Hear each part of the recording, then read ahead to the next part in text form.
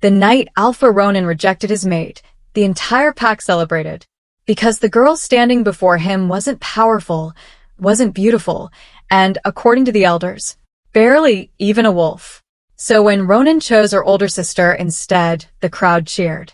And she smiled, because she thought she had finally won. But the moment the sacred bond shattered, a black mark spread across the rejected girl's chest. The cheering stopped. The elders turned pale. Because the last time a bond turned black, an entire kingdom burned. They say the moon goddess never makes mistakes when choosing a mate. That every bond is sacred, every connection destined, every mark blessed. But in the history of the Black Hollow Pack, there was one mating ceremony the elders tried to erase. Because on that night, the moon chose the wrong sister. Or at least, that's what everyone believed. The entire territory gathered beneath the silver fire torches as Alpha Ronin stepped into the sacred circle. Thousands watched in silence. Warriors, elders, hunters, families from every bloodline. Because this was not just any mating ceremony. Ronin was the youngest alpha to unite the Eastern Territories in over a century. Strong, feared, respected. And everyone already believed they knew who his mate would be. Selene Vale, the eldest daughter of the Vale bloodline. Beautiful, powerful, admired by the entire pack. She stood beside the sacred altar wearing silver ceremonial robes as wolves bowed their heads when she passed. People smiled when they looked at her. Some even whispered the title Future Luna before the ceremony had begun. And, standing only a few feet away from her, was the sister nobody noticed. Lyra Vale. Quiet. Forgotten. The girl servants spoke over. The girl warriors ignored. The girl the elders rarely acknowledged. Many pack members believed she barely carried enough wolf blood to shift at all. Children mocked her. Warriors laughed at her weakness. Even during ceremonies, she was always placed behind her sister, hidden, as though the pack itself had already decided she did not belong beside them. But that night, something happened no one could explain. The moment Alpha Ronin entered the sacred circle, his wolf stopped. The air changed. And for the first time during the ceremony, Ronin looked directly at Lyra, not Selene. Lyra. The entire gathering fell silent. Because every wolf in the territory felt it. The bond. A sacred pull so powerful that several elders immediately stood from their seats. Selene's smile disappeared. And far above the ceremony grounds, the moonlight brightened across the stone altar. Some say Ronin's expression changed the moment he realized the truth.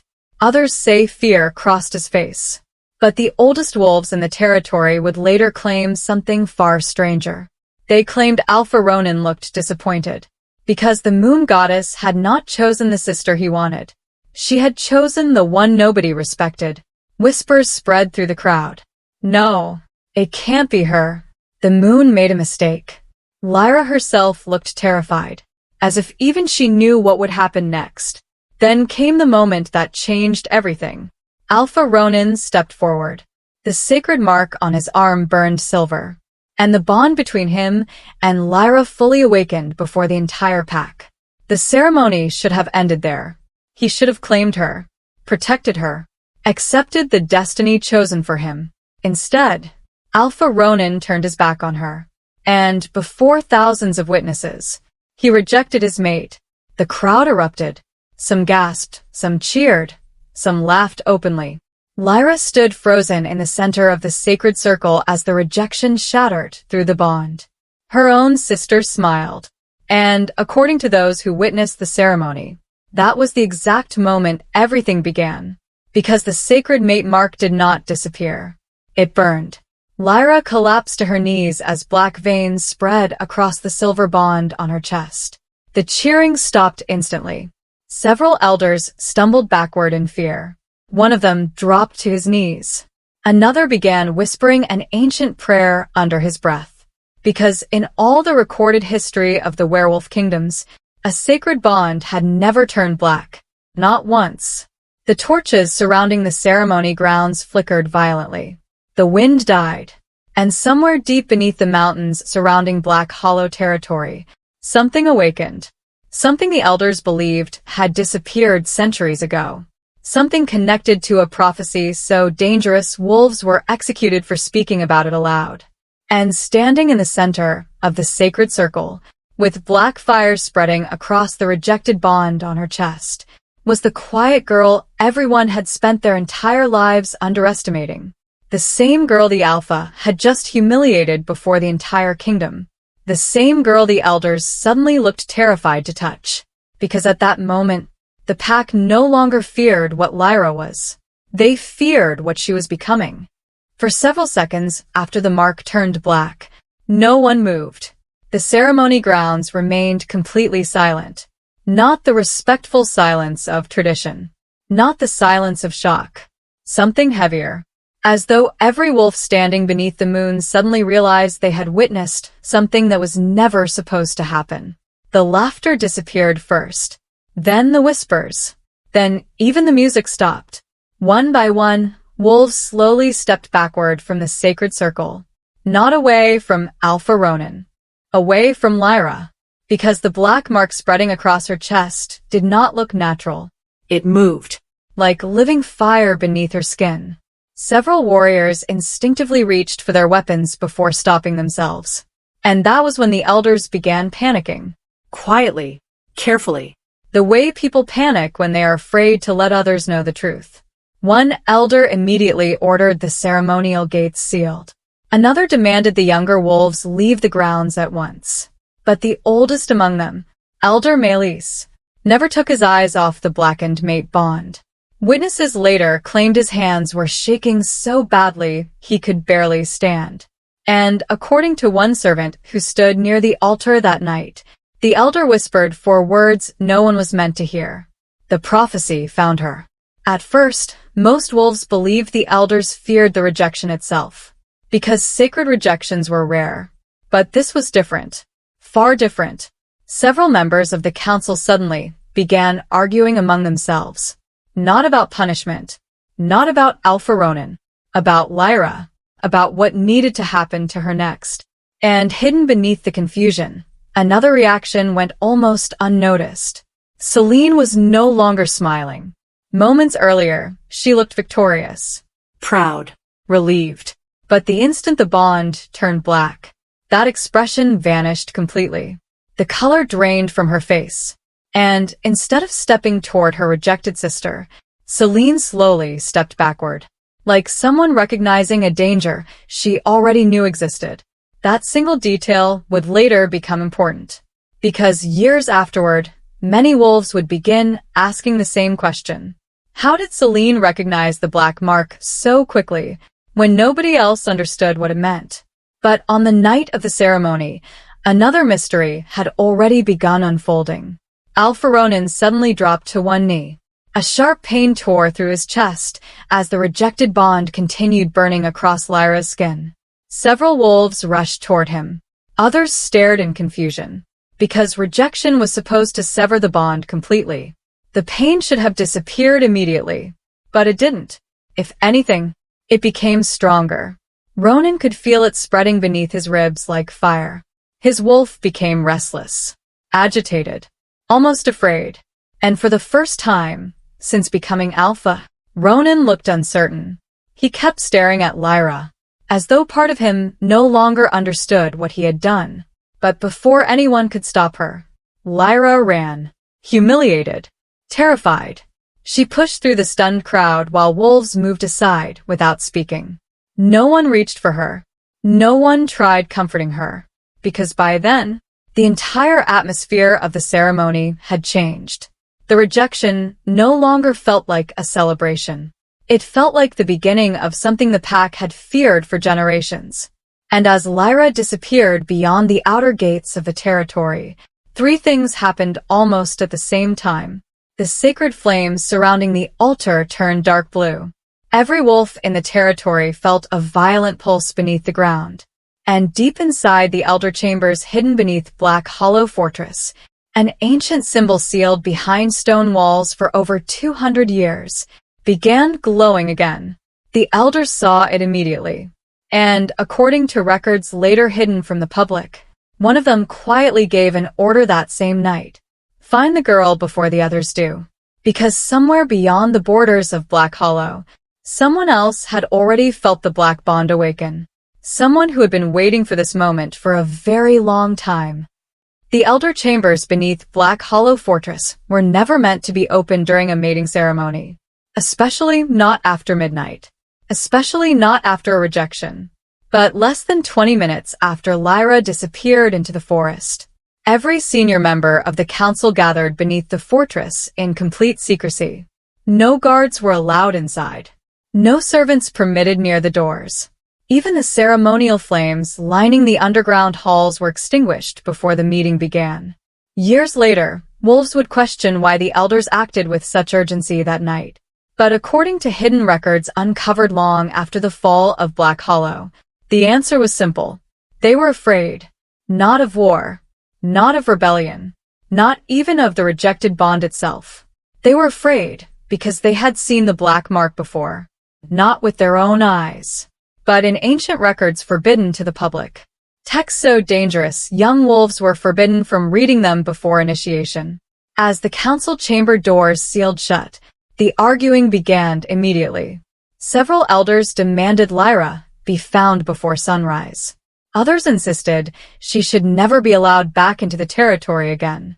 One elder even suggested killing her before the black bond fully awakened.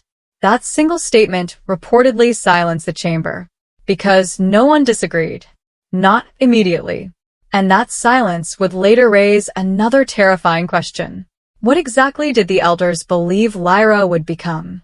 At the center of the chamber stood Elder Melis, the oldest surviving member of the council.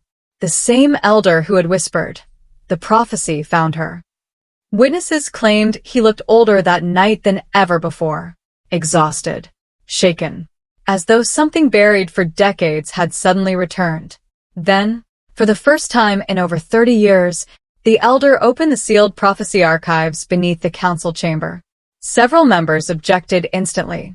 One elder reportedly shouted, "We swore never to speak of that again." But Melis ignored him. He placed an ancient black scroll onto the stone table before the council.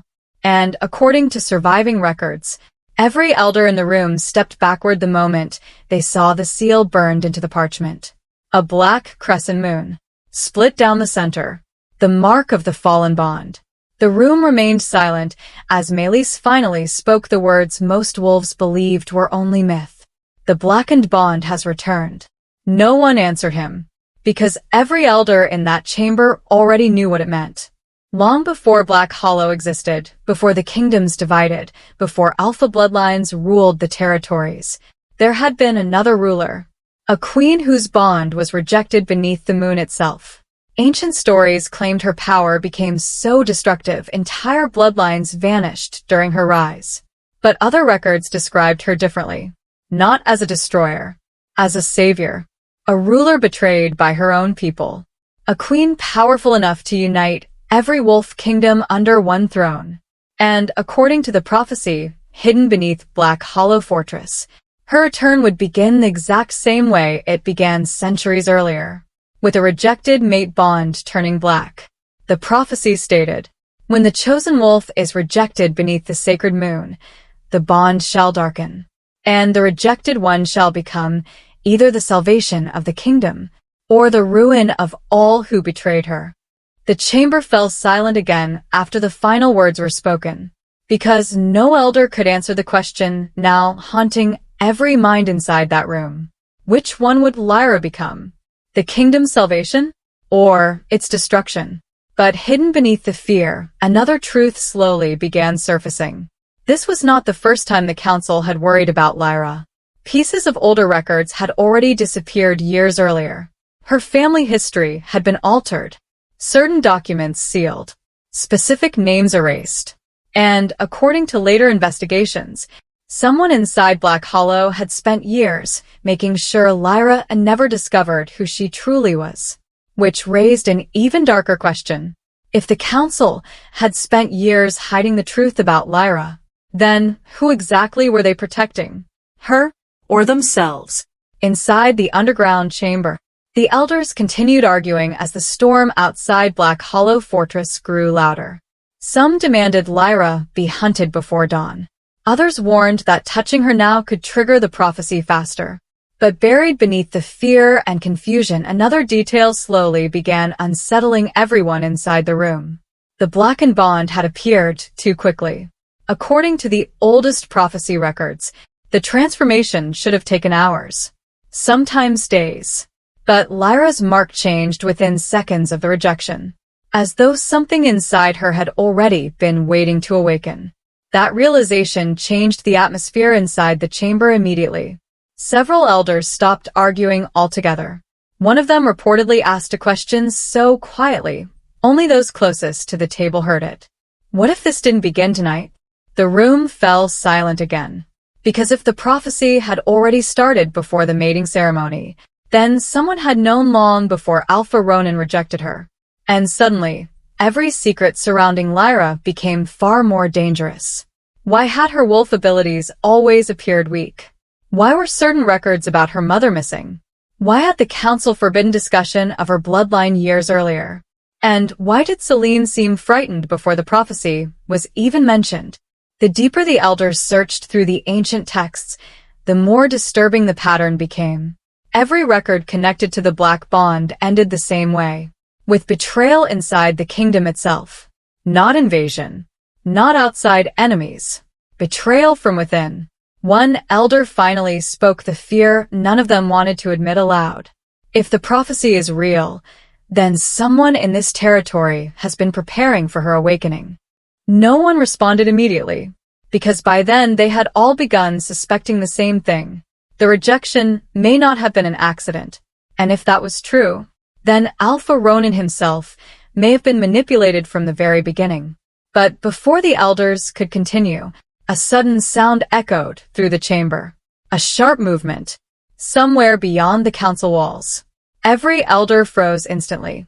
One of the guards near the entrance drew his blade. Another stepped toward the dark hallway leading deeper beneath the fortress. For several seconds, nothing moved. Then came the sound again. Footsteps. Someone had been listening.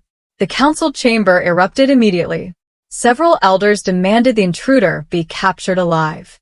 Others panicked at the possibility that the prophecy had already spread beyond the fortress. Because only the highest-ranking elders were supposed to know the truth about the Black Bond. No ordinary wolf should have known those records even existed. But whoever stood beyond that chamber door had heard everything. The prophecy, the blackened bond, the return of the Lycan Queen. And, according to later reports, the figure escaped before the guards reached the corridor. No face was ever officially identified. No scent successfully tracked. But one witness claimed they caught a glimpse of silver ceremonial fabric disappearing into the darkness beneath the fortress. The exact same fabric worn earlier that night by members of the Alpha bloodline. Which led to another question the council would spend years trying to answer. Who was secretly listening beneath Black Hollow Fortress that night? And more importantly, who were they planning to tell? Less than an hour after the mating ceremony collapsed, another secret meeting was already taking place inside Black Hollow territory. Far from the council chamber.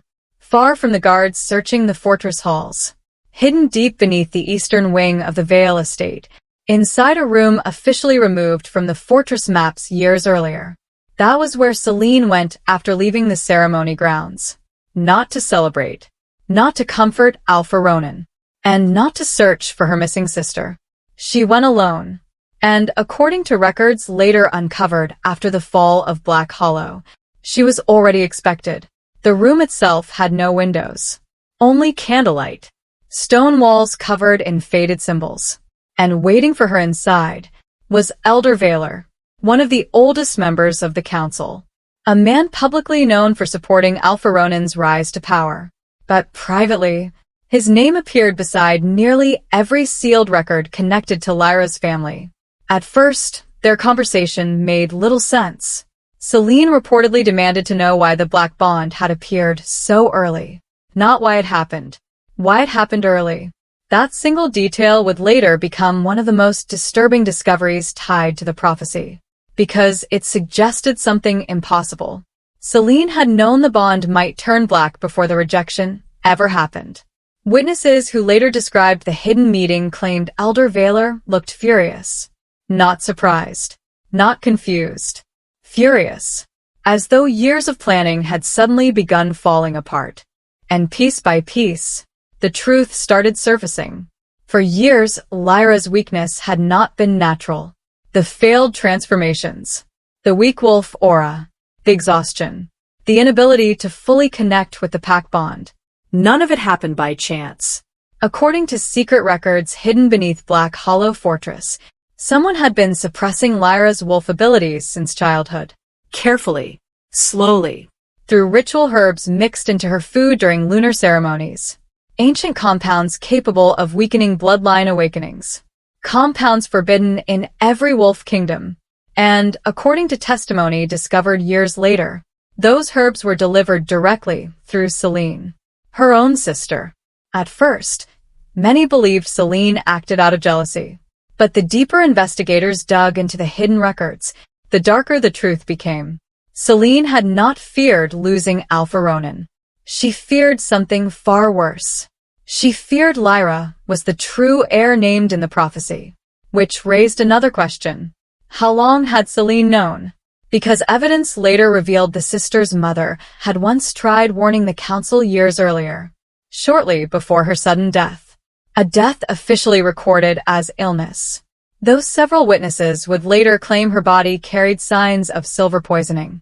And after her death, every remaining record connected to Lyra's bloodline quietly disappeared. Almost as though someone inside Black Hollow had spent years rewriting history itself. Inside the hidden chamber beneath the Vale estate, Selene reportedly asked Elder Valor a question investigators would later repeat for decades. You told me the suppression would stop the awakening, not delay it. Stop it. Which meant the council had never been trying to protect Lyra from the prophecy. They had been trying to prevent the prophecy from happening at all. And suddenly, Alpha Ronin's rejection no longer looked like a personal decision. It looked arranged. Prepared. Manipulated long before the mating ceremony began. The more investigators uncovered, the more terrifying the pattern became. Specific elders encouraged Ronin's interest in Selene for years. Ceremonial pairings were altered. Training schedules changed. Even sacred moon gatherings had reportedly been manipulated to keep Ronin and Lyra separated throughout their adolescence. As though the entire territory had quietly worked together toward one goal, preventing the true bond from ever fully forming. But despite everything, the moon bond still chose Lyra. And now the prophecy had awakened anyway. That realization visibly unsettled Elder Valor during the meeting, because for the first time, the council no longer controlled what happened next. But before Selene could continue questioning him, something interrupted the conversation. A sound. Soft. Brief. Coming from somewhere beyond the hidden chamber walls. Both of them froze immediately. Valor reportedly reached for a blade concealed beneath the council table. Selene stopped breathing. Then came a sound again. Footsteps. Someone else was down there, listening. And, according to fortress servants questioned years later, a hooded figure was seen leaving the eastern tunnels only minutes afterward, moving toward the outer forest, toward the exact direction Lyra had fled after the rejection, which meant someone inside Black Hollow already knew the truth, not only about the prophecy, but about the years of manipulation hidden behind Lyra's so-called weakness. And whoever that person was, they were heading straight toward her. By the time the council realized someone had leaked the truth about the prophecy, Lyra was already beyond the outer borders of Black Hollow territory. Alone. Still wearing the ceremonial white robes from the mating ceremony. Witnesses later claimed she never stopped running. Not through the forest paths. Not through the rain. Not even after the blackened mate bond continued spreading across her skin. Because by then, Lyra believed the entire territory feared her. And for the first time in her life, she may have been right. The deeper she moved into the wilderness surrounding Black Hollow, the stranger the night became. Animals disappeared from the forest. The wind kept changing direction. Even the wolves guarding the border posts reportedly refused to enter the woods after midnight. Years later, survivors would describe the forest that night as unnatural, too quiet, as though something beneath the trees was listening. At first, Lyra believed she was alone. But according to tracks later discovered near the northern ravine, someone had already begun following her less than 10 minutes after she fled the ceremony grounds. Not one wolf, several, highly trained, moving carefully enough to avoid detection. Which raised another disturbing question. Who found Lyra first? The council? The rogues? Or the person who escaped the hidden chamber beneath the fortress? Because evidence later revealed multiple groups were searching for her simultaneously that night, and none of them trusted the others. Some wanted her hidden, some wanted her controlled, and at least one group wanted to make sure she never awakened fully. But none of them reached her first. The rogues did. According to recovered reports from the eastern patrol routes, the attack happened near the ruins of an abandoned lunar shrine deep inside the forest, a location ancient wolves considered cursed long before Black Hollow was founded. That detail became important later, because the rogues should not have known Lyra would pass through that area. Yet somehow, they were already waiting for her, hidden among the trees, watching. The attack itself lasted less than 4 minutes. But investigators would spend years trying to understand one terrifying detail. The rogues never once attempted to kill her, not even when they had the opportunity. Instead, they surrounded her carefully, cutting off every escape route, driving her deeper toward the shrine ruins, as though they had been given specific instructions. Capture the girl alive. Witnesses from nearby patrol units later described the rogues as unusually organized. Not wild, not reckless, disciplined, which immediately created suspicion inside the council. Because rogue wolves rarely worked together unless commanded by someone powerful. And according to claw marks later examined at the scene, at least 2 of the attackers carried alpha-level strength. That discovery changed everything, because rogue alphas were almost unheard of, especially inside Black Hollow territory. But what frightened investigators most was the way the rogues reacted to Lyra's blackened bond. They recognized it immediately. Several reportedly stopped fighting the moment they saw the mark spreading across her chest. One even dropped to his knees briefly before being ordered back up by another attacker, as though the black bond meant something far beyond prophecy. Something older, something feared. And then, the situation became even stranger. Because during the attack, Lyra's suppressed wolf abilities suddenly began reacting for the first time in years. The ground beneath the ruined shrine reportedly trembled. The black mark burned brighter. Several rogue wolves hesitated. And according to one surviving attacker later questioned in secret, the forest itself started responding to her fear. Branches moved without wind. Shadows shifted between the trees. And every wolf present felt the exact same thing at once. A presence, watching from somewhere beyond the shrine ruins. Then came the moment no one could fully explain. The rogues suddenly stopped advancing. Not because Lyra escaped, because someone else had entered the forest. Investigators later found no warning howl, no scent trail, no visible approach. One moment the shrine was surrounded, and the next, every rogue wolf had turned toward the darkness behind the trees. Afraid. Several stepped backward immediately. One reportedly whispered, "He found her first." That statement would later become one of the most discussed pieces of testimony connected to the Black Hollow incident, because it suggested the rogues already knew someone else was searching for Lyra. Someone dangerous enough to frighten alpha-level wolves. Then, without warning, the attacks began. Fast. Precise. Brutal. Witnesses described shadows moving between the trees before bodies started hitting the ground. One rogue was thrown nearly 20 feet across the shrine ruins. Another disappeared into the forest entirely. And according to the only surviving rogue later captured near the western cliffs, the attacker never fully revealed himself. Only his eyes. Silver. Cold. And completely calm. The battle ended almost as quickly as it began. Within moments, the rogues fled into the forest, not retreating strategically, running, terrified, leaving Lyra alone beside the ruined shrine, face pale, blackened bond glowing beneath the rain. And standing several feet away from her was a man no records officially placed inside Black Hollow territory that night. Tall. Unfamiliar, wearing the crest of a northern kingdom believed to have vanished years earlier. For several seconds, he simply stared at her, not with confusion, not with shock, recognition, as though he had spent years searching for the exact moment standing before him. Then finally, the stranger spoke, and according to Lyra's own testimony recorded much later, his first words were not a question. They were, so the prophecy was true after all. Then he said her name, before she ever told him who she was. The forest did not return to silence after the attack. It changed. Even the wind seemed unwilling to move through the trees surrounding the ruined lunar shrine. Lyra remained frozen where she stood. Her breath was uneven, the blackened bond still glowing faintly beneath the wet fabric of her ceremonial robes. And in front of her, the stranger did not approach immediately. He simply observed her, as though confirming something he had already known for a very long time. Years later, this moment would be recorded in fragmented accounts taken from forbidden testimonies and erased border patrol logs.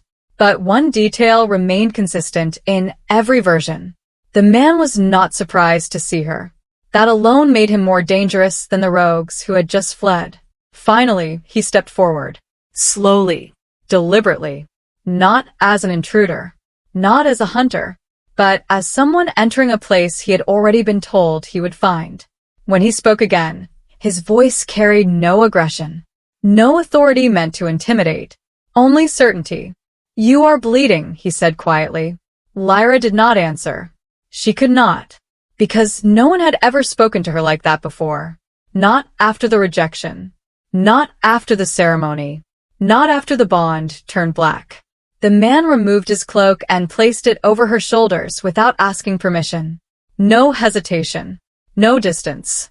No fear of the mark burning beneath her skin. That detail alone would later confuse council historians, because even experienced alpha bloodlines avoided direct contact with blackened bonds. But this stranger did not. He adjusted the cloak as if shielding her from the rain itself mattered more than the prophecy everyone else feared. Only then did Lyra finally find her voice. "Who are you?" The question should have been simple, but it came out broken, like someone who no longer expected answers. The man paused, as if deciding whether the truth should be spoken at all. Then he answered, "Caden." The name carried no recognition inside Black Hollow records. No alliance. No recorded treaties. No diplomatic presence. And yet, the moment he said it, Lyra felt something shift in the air around them, as though the forest itself acknowledged him. He continued, "I lead the northern kingdom beyond the frozen divide. A kingdom most wolves believed had fallen into ruin decades earlier. A place spoken about only in warnings, where alpha bloodlines disappeared without explanation, where no patrol ever returned, and where even the council refused to send messengers." Caden studied her carefully. Not her fear, not her injuries. The mark, the blackened bond. His gaze lingered there for a long moment before he spoke again. So it finally appeared. Lyra stepped back instinctively. That single sentence confirmed something she did not yet understand. He had been expecting it, not reacting to it, waiting for it. Behind them, the ruined shrine remained silent. But deeper within the forest, something continued watching. Caden turned slightly, as though aware of unseen movement between the trees. His expression did not change, but his voice lowered. "They are still nearby." Lyra looked toward the darkness. Nothing was visible, yet she felt it too. Eyes. Multiple. Hidden. Caden exhaled slowly before stepping closer to her again. This time his tone changed. Not commanding. Not distant. Protective. "You need to leave this territory," he said. Lyra's voice shook. "Why are you helping me?" For the first time, Caden hesitated. Not because he did not know the answer, Because the answer carried weight. Finally, he spoke. Because I was sent to find you before they did. That sentence changed everything. Lyra's breath stopped. Sent by who? Caden did not answer immediately. Instead, he looked past her, toward the direction of Black Hollow Fortress, as though seeing it from memory rather than distance. Then he said the words that would later become one of the most heavily sealed recordings in werewolf history. By those who know what you truly are. A pause followed, heavy, unbroken. Then he added something quieter. And by those who tried to erase it. At that moment, Lyra did not realize she was no longer just a rejected mate. She was a target between kingdoms. A living record of something both sides of the world were willing to kill for. And Caden was not the first one to arrive. Only the first one to reach her alive.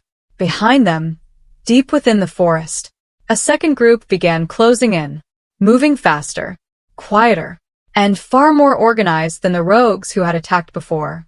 Because now, the search for Lyra had officially escalated beyond a single territory. And Caden's next words confirmed it. They know I found you. A silence followed. Then, without warning, the distant howl of an approaching pack echoed through the trees. Not from Black Hollow. Not from rogues. From the north. The moment Caden's warning faded into the trees, something changed in the forest again. Not suddenly, not violently, but in a way that every wolf instinctively feels before danger arrives. The air grew heavier, not with sound, with presence. Lyra noticed it first, not because she understood it, but because her body reacted before her mind could. Her breath slowed, her heartbeat shifted, and, without explanation, the blackened bond beneath her skin flickered once. Caden saw it immediately, and for the first time since meeting her, his expression tightened, not in fear, but in recognition of what that reaction meant. Because something inside Lyra was responding to what was coming. From every direction around the ruined shrine, movement began to spread through the forest. Not chaotic movement. Coordinated. Silent. Wolves were no longer watching from a distance. They were closing in. And something strange began happening as they approached. The first to appear at the edge of the trees were border wolves from Black Hollow territory. Warriors trained to hunt rogues. Loyal to Alpha Ronin. But when they stepped into the clearing and saw Lyra, they stopped. One by one. Without command. Without warning. Their heads lowered. Not in submission to Caden. Not in obedience to an alpha order. But toward her. Lyra. The rejected mate. Caden noticed the shift instantly. His eyes narrowed slightly as he watched the warriors struggle with their own bodies. One of them dropped to one knee. Then another, and another, as though an unseen force was pressing down on their instincts. Lyra stepped back, confused. Her voice barely came out. What are they doing? Caden did not answer immediately, because he was watching something else. Something more disturbing. Behind the Black Hollow warriors, symbols carved into ancient stone pillars near the shrine ruins were reacting. Faint markings that had been dormant for centuries began to glow. Not bright, not stable, but alive. Pulsing in rhythm with Lyra's heartbeat. Each time she moved, the symbols responded. Caden's voice dropped. That was never supposed to happen here. Lyra looked around, terrified now. I don't understand. But she did not finish the sentence. Because from deeper within the forest, more wolves arrived. Not Black Hollow. Not rogues. Different. Stronger. Warriors wearing no recognized crest. Their armor marked with symbols from the northern kingdom Caden ruled. And like the first group, they reacted the moment they saw her. But their reaction was worse. They did not kneel. They froze. Completely. As though the sight of her had interrupted something inside them that could not be controlled. One of them whispered something under his breath. Caden heard it. His jaw tightened. Lyra noticed. What did he say? She asked. Caden did not look at her when he answered. He said the queen is waking too early. That single sentence caused Lyra's chest to tighten. Queen. Not mate. Not rejected wolf. Queen. And as if the word itself triggered something, the blackened bond beneath her skin pulsed again. Harder this time. The symbols in the ruins flared brighter. And every wolf in the clearing took a step back at once. Except Caden. He remained still, watching her carefully, as though measuring how much longer she could remain unaware of what she was becoming. Then it happened. From the far edge of the forest, a sound echoed. Not a howl, not a warning, a signal. One that made even the northern warriors shift their stance instantly. Caden finally moved. He stepped closer to Lyra again. But this time, his voice was lower. Urgent. They are not reacting to you as a mate anymore. Lyra swallowed. What am I reacting as? Caden hesitated for only a second, then answered. As something older than the bond itself. The words landed heavily, because behind them, the wolves from every direction were no longer watching her like prey. They were watching her like a threshold, something between survival and destruction. And somewhere far beyond the forest, a horn sounded, once. Deep. Controlled. A call no territory used unless a command had already been given. Caden turned slightly toward the sound. His expression changed. Not fear. Not surprise. But certainty. They've started the pursuit. Lyra's voice shook. Who? Caden looked back at her, and, for the first time, he answered without hesitation. Everyone. Back inside Black Hollow territory. The celebration never returned after the mating ceremony. In fact, it was as if the entire kingdom had forgotten how to celebrate at all. The night grew colder than usual. The fires in the watchtowers burned low without reason. And even the wolves on patrol began reporting something unusual. The land itself felt unstable. But none of them understood why. Not yet. Deep within the Alpha quarters, Ronan could not sleep. He had tried. Several times. But every time he closed his eyes, he saw her. Lyra. Not Celine. Not the sister he was told would strengthen his rule.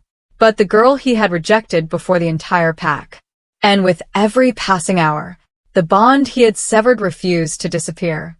Instead, it remained. Alive. Painful. Unstable. Ronan stood alone in the dark chamber, one hand pressed against his chest. The mark of the mate bond had already begun to fade physically, but something far worse remained beneath it. A continuous pressure, like the bond was still trying to exist, despite everything he had done. He clenched his jaw, because this was not how rejection was supposed to feel. A mate bond should break cleanly. It should end.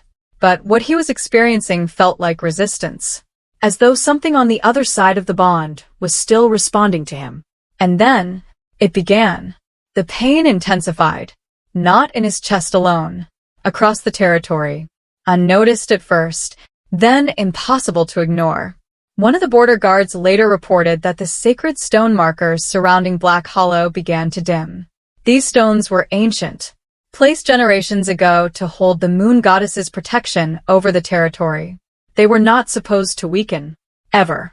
But that night, their glow began fading. Slowly, one by one, Ronan finally stepped outside the Alpha quarters. The wind struck him immediately. Cold, strange, empty. He looked toward the horizon. And for the first time, since becoming Alpha, he felt something he could not explain. The territory was no longer responding to him the way it always had. The wolves below him were restless, unsettled. Even distant howls from patrol units carried uncertainty instead of order. Ronan called for his beta. No response came immediately, which was the first sign something was already wrong. When the beta finally arrived, his expression said everything before he spoke. The pack is weakening. Ronan's eyes narrowed. Weakening. The beta hesitated, then answered carefully. It started after the ceremony. The moon's blessing is fading. Silence followed, because every Alpha knew what that meant. The moon goddess's protection over a territory was not symbolic. It was survival. It strengthened borders. It stabilized wolf instincts. It protected against rogue invasions and internal collapse. Without it, a territory slowly began to unravel from within. Ronan stepped forward. Explain. The beta swallowed. The sacred stones are losing their light. The wolves are restless. Shifting is becoming unstable in the lower ranks. A pause. Then the final detail. And the bond network is reacting strangely. Ronan froze slightly. The bond network? The beta nodded. Yes, Alpha. It's like something is pulling on every connected bond in the territory. Ronan's expression darkened, because there was only one bond recently severed in a way that could affect the entire system. Lyra, the rejected mate. But that made no sense. A single rejection should not weaken an entire kingdom, unless something about that bond was not ordinary.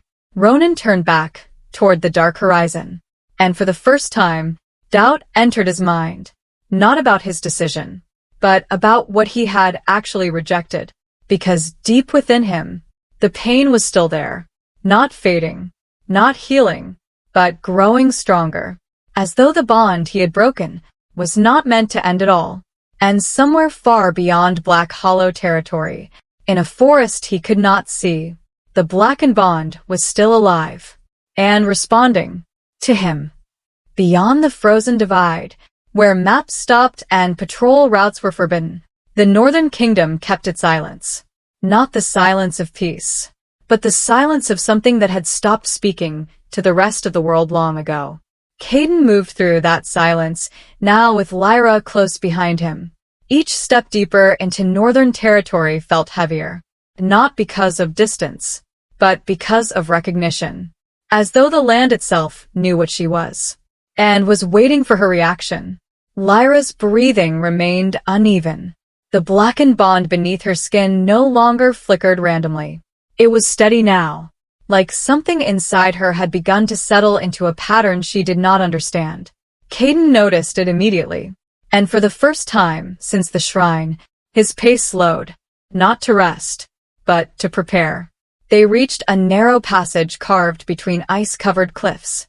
Ancient markings lined both sides, not symbols of any known pack. Older, far older. Lyra stopped without realizing it, because the markings were responding to her presence again. Softly. Almost like a reaction. Caden watched her carefully. Not her face. Her reaction to the symbols. Then he spoke. You can feel them, can't you? Lyra hesitated. I don't know what I'm feeling. Caden did not answer immediately. Instead, he reached out and touched one of the markings on the stone wall. The moment his hand made contact, the symbol lit faintly. Not brightly, not aggressively. Recognizing him, Lyra stepped back slightly. What is this place? Caden finally turned toward her, and for the first time, his expression carried something heavier than caution. Memory. This is where the old bloodlines were erased. Lyra's breath caught. Erased? Caden nodded slowly. After the war between the Lycan houses, entire bloodlines were removed from history. A pause. Then he added something that made the air feel colder. Your mother was one of them. Lyra froze. The words did not land immediately, as though her mind refused to accept them at first. My mother? Caden stepped closer. Careful now. Not threatening, but precise. She did not belong to Black Hollow. She was born from the ancient Lycan line that predates every known territory. Lyra shook her head slightly. That's not possible. Caden did not interrupt her. He simply continued. That bloodline was destroyed during the Northern War. A silence followed. Heavy. Uncomfortable. Then Lyra whispered something barely audible. So, I should not exist. Caden's answer came immediately. You were never meant to survive. The words hit harder than anything before it. Lyra's breath stopped completely. For a moment, she could not move. Could not speak. Could not even process what she had just heard. Behind her, the ancient markings along the cliffside began to glow brighter. Not reacting to Caden anymore. Reacting to her shock. As though emotion itself was triggering something buried inside the stone. Caden stepped forward quickly now, his voice lowering. That reaction, don't fight it. Lyra's eyes lifted slowly. What are you talking about? Caden studied her carefully, then said the next words with absolute certainty. The reason every kingdom is searching for you is not because you are powerful. A pause. Long enough to feel deliberate. It's because your bloodline was never supposed to continue. Lyra's voice trembled. Then why am I here? Caden's expression hardened slightly. Because something inside you survived what was meant to erase it. The wind shifted through the cliffs. And somewhere far beyond the northern divide, a distant horn sounded again. This time closer. Louder. Caden turned his head slightly toward the sound. His voice dropped to almost nothing. They've reached the border. Lyra stepped back instinctively. Who has? Caden looked at her again. And this time, there was no hesitation in his answer. The ones who ended your bloodline. A long silence followed. Then Caden added one final sentence. One that would later be recorded as the turning point in every hidden account of the Lycan Queen prophecy. You were never meant to survive, but now that you have. He paused.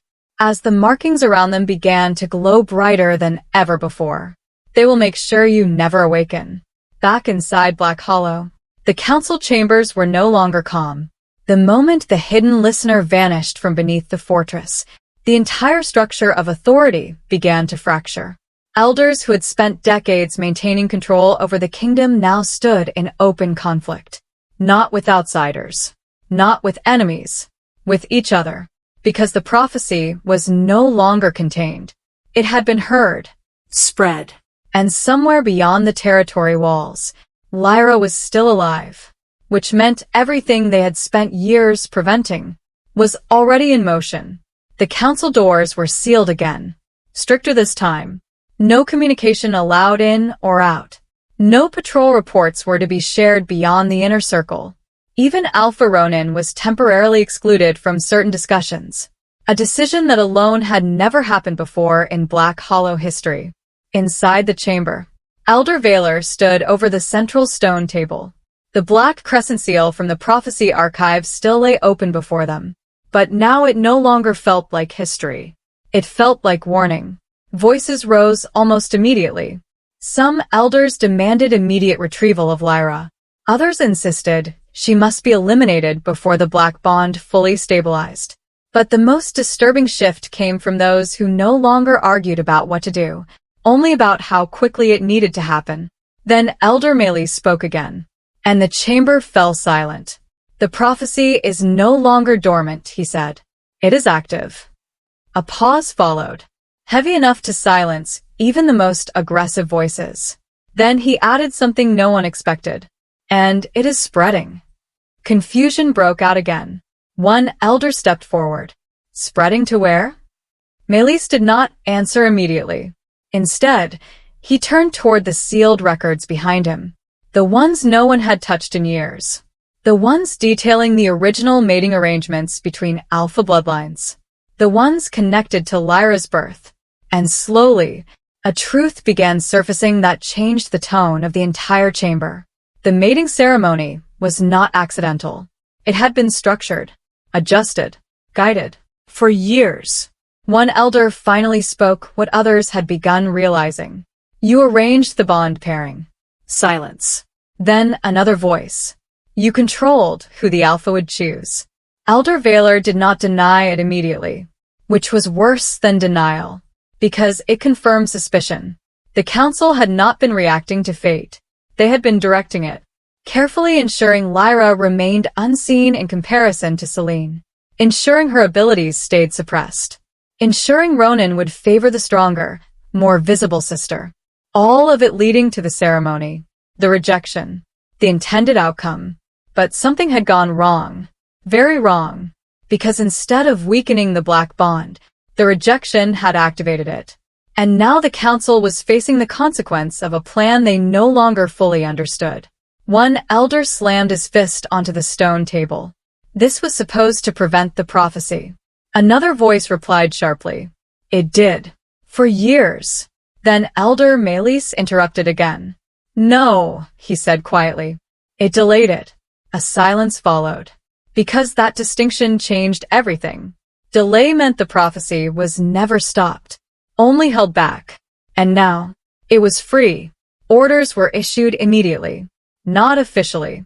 Not through standard channels. But through sealed hunters known only to the inner council. Elite trackers trained to operate without trace. Their directive was simple. Find Lyra Vale. Bring her back alive if possible. Eliminate her if necessary. But above all, prevent the Black Bond from reaching full awakening. As the hunters were dispatched into the night, another truth emerged in fragments of conversation, too quiet to be recorded in official logs. The council had known about Lyra's potential long before the ceremony.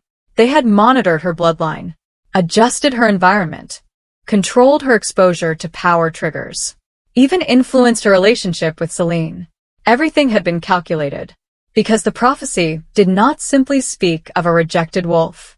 It spoke of a bloodline returning, and Lyra had always been the variable they could not remove. Until the mating ceremony, until Ronan's rejection, until the Black Bond appeared. Now, the council was no longer controlling events. They were reacting to them. And that was something Black Hollow had not experienced in centuries. As the hunters disappeared into the forest beyond the fortress walls, Elder Valor looked down at the open prophecy scroll once more. And according to the final recorded statement from that chamber, he whispered something no one dared to repeat afterward. We chose the wrong sister to hide. And somewhere far beyond Black Hollow, in a frozen passage where ancient symbols were now fully illuminated, Lyra Vale was beginning to realize she had never been lost, only contained.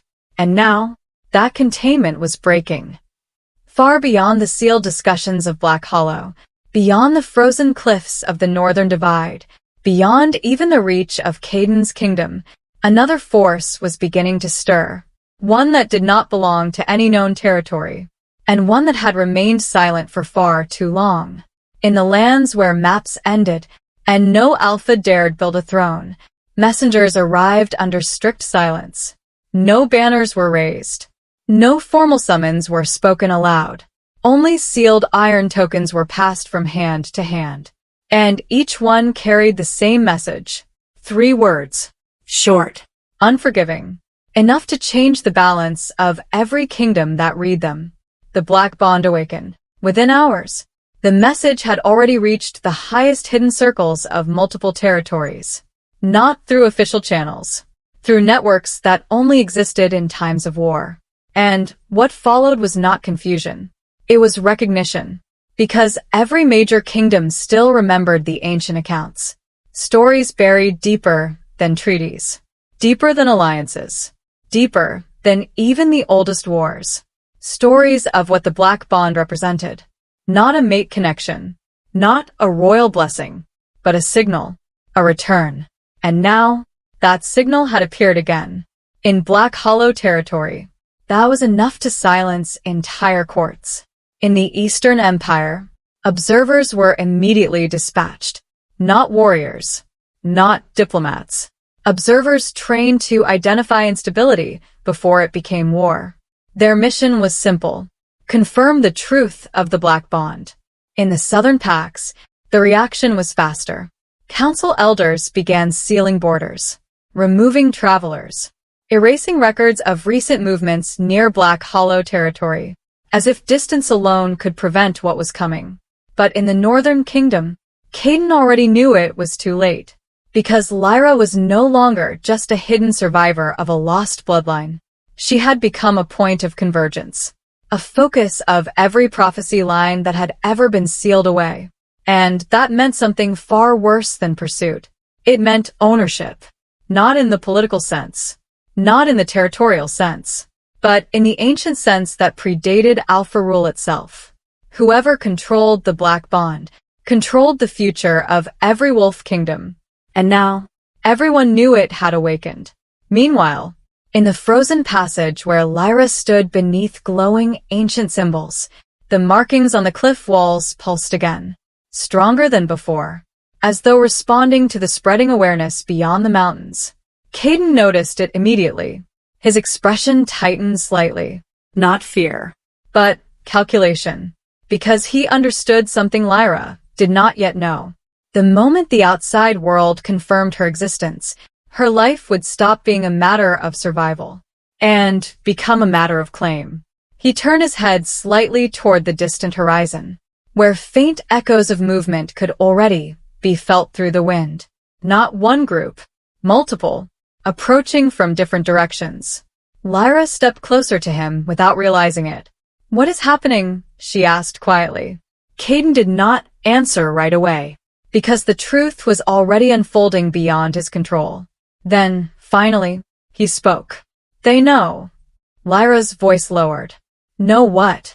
Caden looked at her fully now, and his answer carried no hesitation. "That you exist." A pause followed, long enough for the wind to shift again through the cliffs. Then Caden added something that changed everything that had come before it. "And now they will not stop until they decide what you are allowed to become." Far away, horns sounded again, closer this time, from multiple directions. And for the first time since the prophecy began, it was no longer hidden inside Black Hollow territory. It was everywhere. And Lyra Vale was at the center of all of it. In the sealed archives of Black Hollow, certain truths were never meant to be revisited, not because they were forgotten, but because they were carefully buried. And yet, as the prophecy continued to spread beyond the territory, those buried records began resurfacing. Not physically, but through fragmented memories, witness accounts, and hidden recordings recovered from restricted council chambers. What they revealed would later be classified as the most sensitive internal breach in Black Hollow history. It began with Selene Vale. Not at the ceremony, not during the rejection, but years earlier, when Lyra was still a child. Flash records show both sisters were raised under strict council supervision, but their treatment was never equal. Selene was trained, Prepared. positioned as the future of the pack. Lyra was monitored, observed more than taught, kept close enough to control, but distant enough to isolate. At first, it appeared like simple favoritism, until older records uncovered something far more deliberate. Lyra's wolf development was repeatedly suppressed, not by accident, not by environment, but through controlled exposure to rare lunar compounds, substances administered during seasonal ceremonies under the supervision of select council-approved attendants, and every verified route of delivery traced back to Selene's access permissions. At the time, Selene was too young to fully understand the consequences, or so the official records claimed, but later testimony from council healers revealed something more disturbing. Selene had been instructed, guided, corrected whenever hesitation appeared. Each time Lyra's abilities showed signs of strengthening, they were quietly weakened again, over time, systematically, until her presence inside the pack appeared insignificant, harmless, unthreatening, and all of it was recorded as stability maintenance, but buried deeper within the archives. Another truth surfaced. Their mother had known, not only known, but tried to stop it. Recovered fragments of sealed correspondence described her repeated attempts to intervene. Warnings sent to the council. Requests to protect Lyra's natural development. Each one denied, ignored, or marked as unnecessary concern. Then the record stopped entirely. Shortly afterward, her death was recorded, officially labeled as illness. But medical notes recovered years later indicated abnormal traces in her system. Compounds inconsistent with natural disease progression. Substances linked to controlled suppression protocols, which led investigators to a conclusion the council never publicly acknowledged. She had been silenced because she knew what Lyra was becoming, and she refused to allow it to be erased. Back in the present timeline, Lyra stood motionless in the frozen passage as Caden relayed portions of this information. Not all of it, only what she was ready to hear. But even fragments were enough. Her hands trembled slightly, not from cold, from realization, because pieces of her life that once felt random now aligned into something structured. Her weakness, her isolation, the constant feeling of being watched but never acknowledged. None of it had been accidental. And the most painful realization came last. Celine had not simply been her sister. She had been part of the system that erased her. Lyra's voice finally broke the silence. Why would she do that? Caden did not answer immediately, because the truth was not simple enough for comfort. Instead, he looked toward the horizon again, where distant movements were becoming more organized. And then he said quietly, because she believed you were never meant to rise. A pause. Then he added something heavier. And because she was afraid you would replace her. Lyra's breath caught, not because of betrayal alone, but because of what it implied. Celine had not only hidden the truth, she had feared it, and fear often led to choices that could reshape entire kingdoms. Behind them, the ancient symbols along the cliffs flared again, stronger than before, as though reacting not to Lyra's presence, but to her understanding. Caden noticed it immediately. His expression tightened, because now the awakening was no longer passive. It was responding. And somewhere far beyond the frozen divide, multiple kingdoms were already moving toward the same realization. The girl they once ignored was not weak. She had been restrained, and the ones who restrained her were running out of time. By the time the first hunting unit reached the northern divide, the forest no longer felt like a place that could be entered normally. Every step deeper into the frozen terrain came with resistance, as if the land itself was rejecting their presence. These were not ordinary wolves.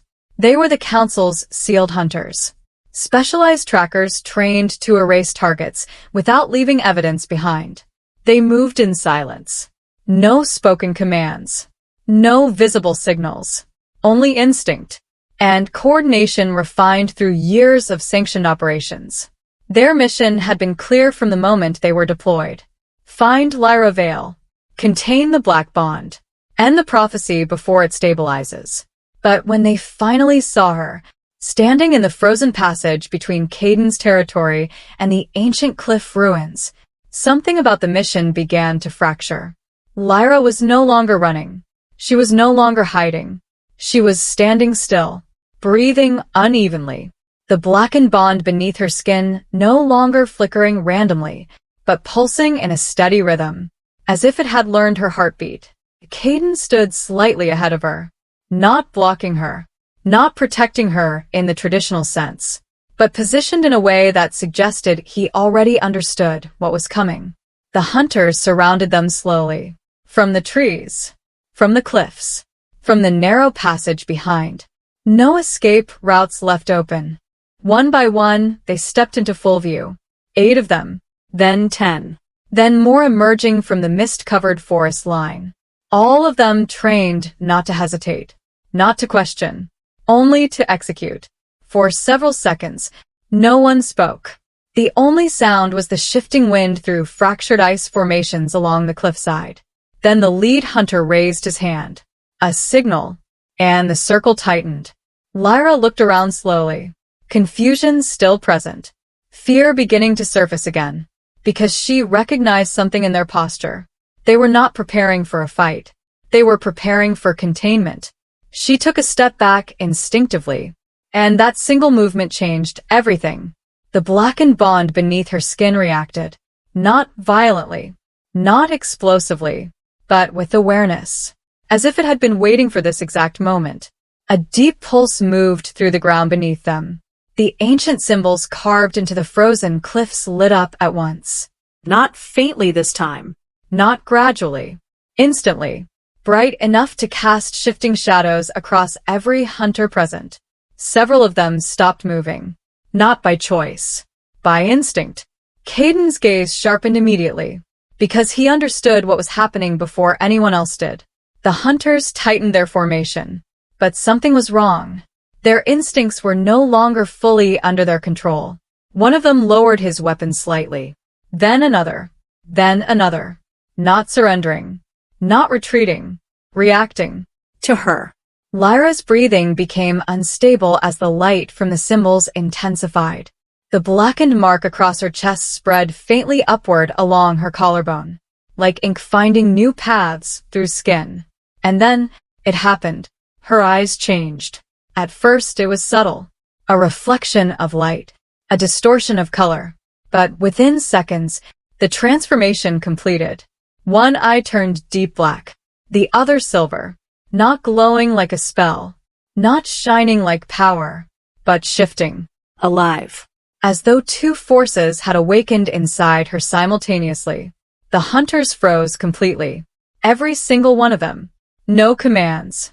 No movement. No reaction that belonged to training. Because their instincts were doing something none of them could explain. They were kneeling. One by one. Not in obedience. Not in strategy. In fear. A fear so deep it bypassed conditioning. The lead hunter dropped his gaze first. Then his knees followed. Then the others. Until the entire formation that had moments ago been ready to capture her was now kneeling in silence beneath the cliffside wind. Lyra stepped back in shock. Her voice barely formed. What is happening? Caden did not move. He did not kneel. But his expression had already changed. Not surprise. Recognition. As if a long-expected truth had finally revealed itself in full. The air around them felt heavier now. Not with danger. With inevitability. Caden took one slow step forward. Then another. Stopping just behind Lyra. Close enough that only she could hear him. His voice dropped into something quieter than the wind. A statement that carried no uncertainty. No hesitation. Only confirmation of what the entire continent had feared but never seen. The Queen is waking up, ... Back in Black Hollow territory. The Alpha's quarters were no longer quiet. Not because of movement, but because of memory. Ronan stood in the same chamber where the rejection had taken place. Yet now, nothing felt the same. The air carried a weight he could not ignore. And the bond he believed he had destroyed was still reacting inside him. Somewhere beyond the walls. The territory itself was weakening. But this time, Ronan was beginning to understand something far more disturbing. It was not just the land. It was him. For the first time since the ceremony, he asked for the council records. Not the official ones. The sealed ones. The ones only accessible through blood authority. The elders hesitated. That hesitation alone told him everything. Something had been hidden. From him. From the Alpha.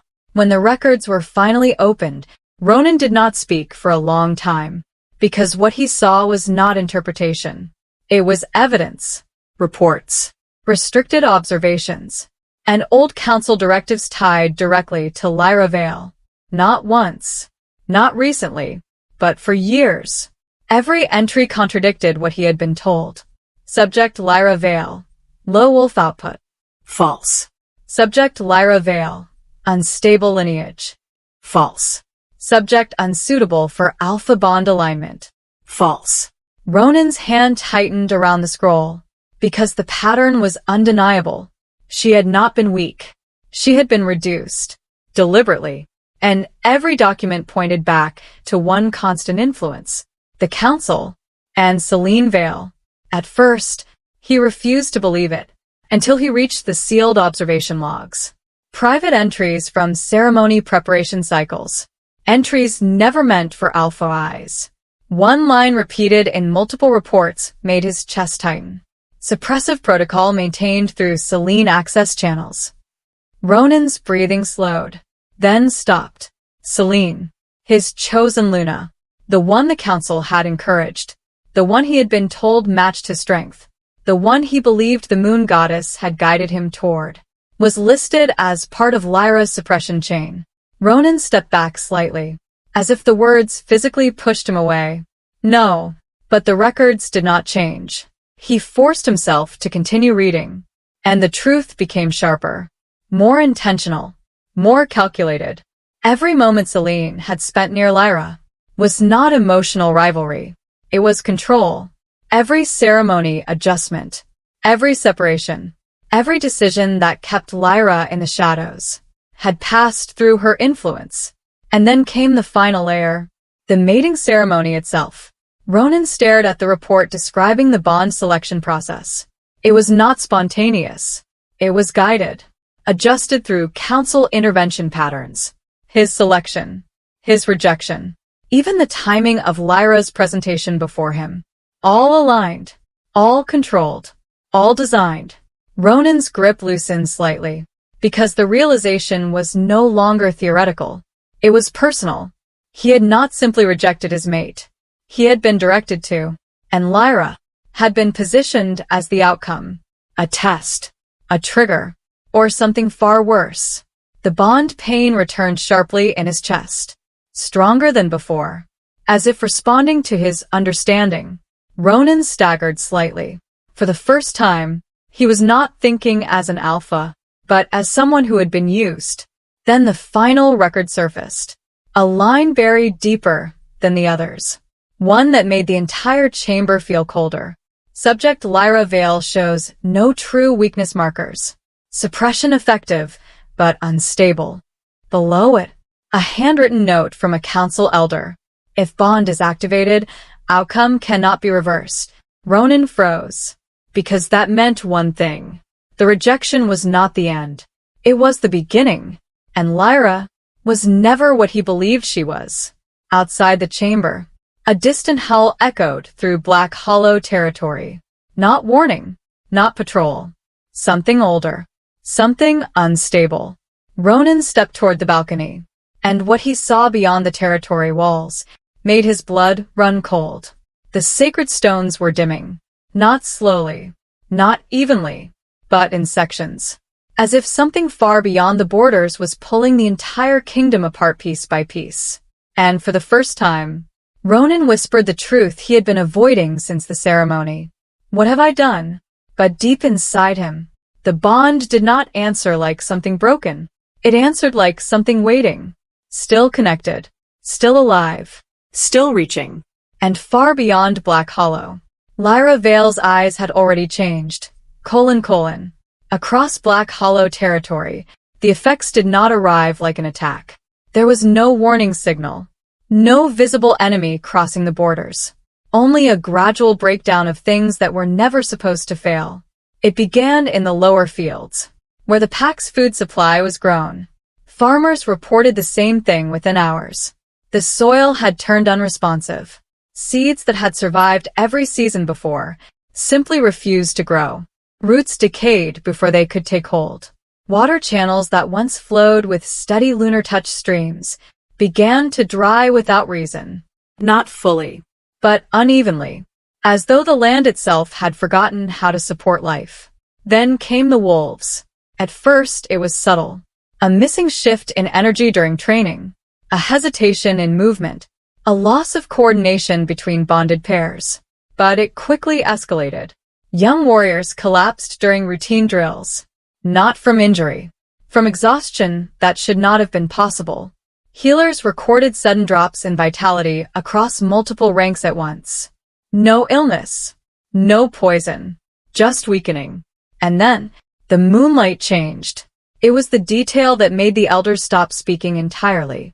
Observers stationed along the high towers reported that the lunar glow over Black Hollow no longer felt stable. On some nights, it appeared thinner, distant, as if the light itself was no longer fully reaching the territory. The sacred stones that protected the pack borders responded first.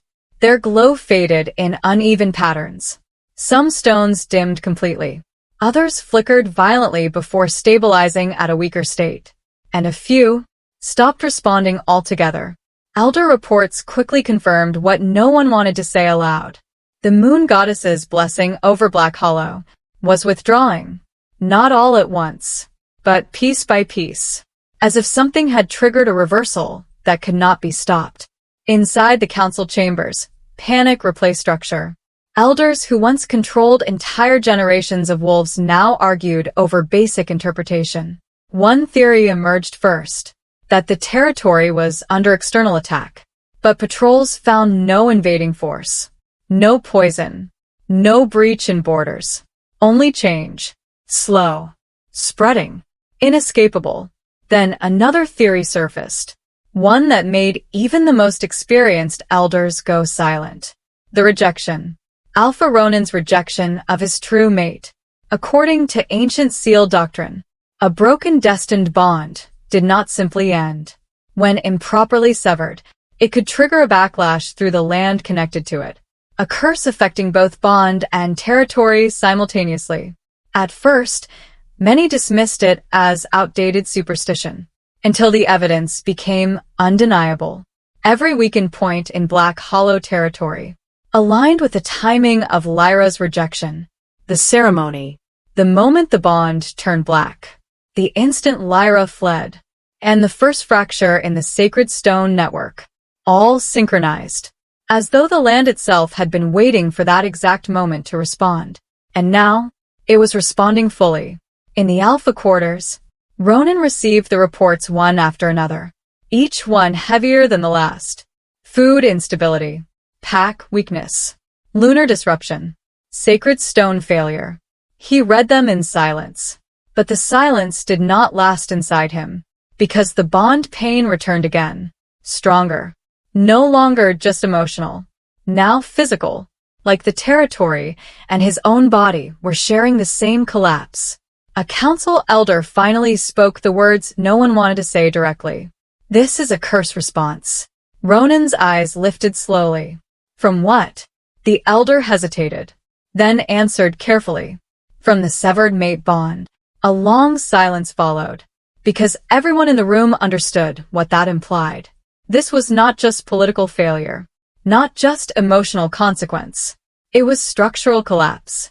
A kingdom weakening itself from the inside. Ronan stood slowly. And for the first time since the ceremony, he realized the scale of what he had triggered. Not just the loss of a mate, but the destabilization of an entire pack system tied to that bond. And somewhere beyond Black Hollow's fading borders, Lyra Vale's awakening continued, unaware that the rejection meant more than betrayal. It meant the kingdom that cast her out was now collapsing in the space she once held. Beyond the collapsing borders of Black Hollow, and far past the frozen divide where Caden's kingdom held its silent watch, the ground beneath Lyra's steps began to change. Not gradually, not subtly, but as if the world itself had been waiting for her arrival. The ancient passage opened into something that should not have existed on any known map. A structure buried beneath layers of ice, stone, and forgotten history. Caden stopped at the entrance. For the first time, since he found her, he did not step forward immediately. The structure in front of them was not a ruin. It was preserved, intentionally, as though time itself had been prevented from touching it. Massive black stone pillars rose from the ground in perfect symmetry. No carvings of war, no symbols of territory, only markings that pulsed faintly in response to Lyra's presence. Caden finally spoke, his voice quieter than before. This place was never recorded in any kingdom archive. Lyra looked at him. Then how do you know exists? Caden did not answer right away. Instead, he placed his hand against the outer stone wall. The moment he touched it, the entire structure reacted. A low vibration moved through the ground, like something inside had awakened slightly. And the entrance opened, not with force, but with recognition. As if the temple itself had been waiting for her. They stepped inside. The air changed instantly. Heavier, colder, older. No torchlight. No natural glow. Only faint illumination coming from the walls themselves.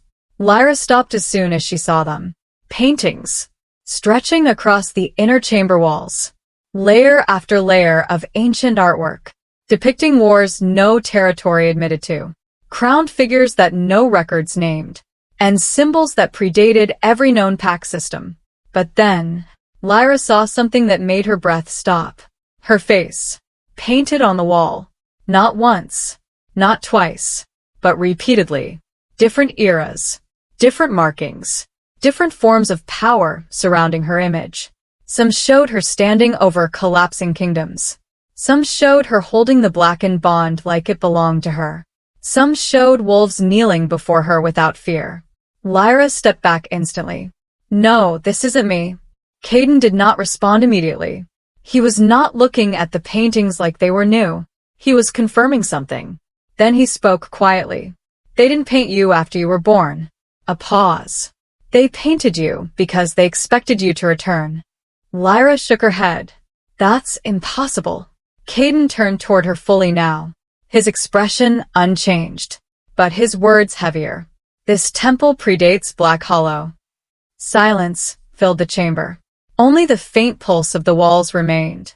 Caden continued. Before territories, before councils, before alpha rule, there was only one bloodline the world feared. He stepped closer to one of the largest murals. A scene showing a black moon splitting the sky. And every record about that bloodline ends the same way. He turned back toward Lyra, not with doubt, but certainty. You were not discovered. You were remembered. Lyra's voice lowered. What am I? Caden hesitated for the first time since meeting her. Not because he didn't know, but because saying it aloud changed everything. Then he finally answered. The part of history they tried to erase. A deep silence followed. Then the walls around them pulsed again, stronger than before. And somewhere far beyond the temple, horns echoed through multiple kingdoms at once. Because now, it was no longer about prophecy. It was about confirmation. The Black Temple had opened, and Lyra Vale was inside it.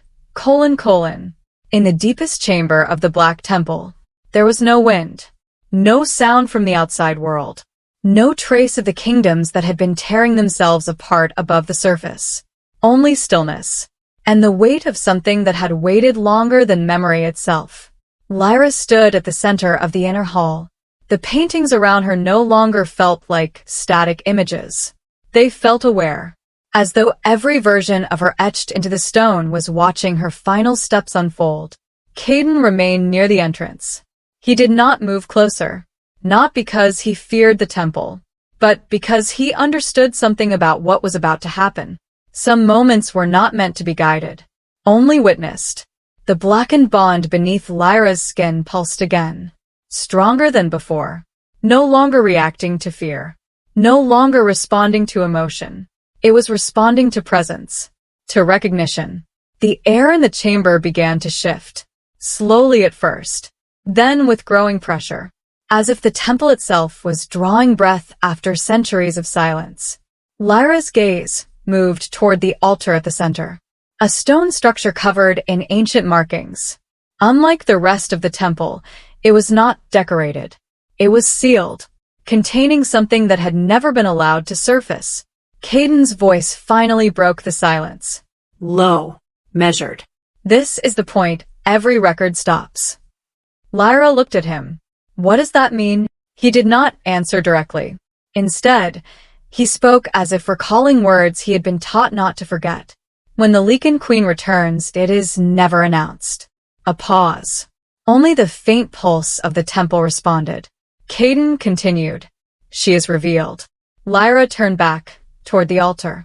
Her breathing was no longer steady, but something inside her was. Something aligning. Something remembering. The markings across the walls began to glow brighter. Not individually. Together. Like a system activating after centuries of delay. And then, the final prophecy line surfaced.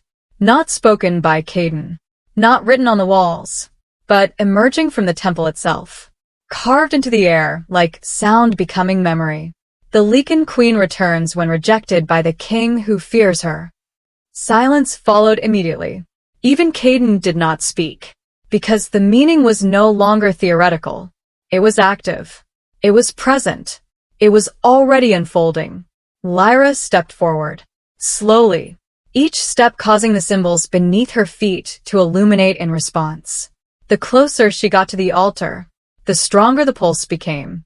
Behind her, Caden's expression tightened, not in warning, but in realization. Because the temple was no longer reacting to her arrival. It was completing something. Something that had been incomplete for centuries. Lyra reached out her hand, and for the first time, she hesitated. Not from fear, but from instinct. As if touching the altar would finalize something she could no longer reverse. Far beyond the temple, multiple kingdoms were already reacting at once.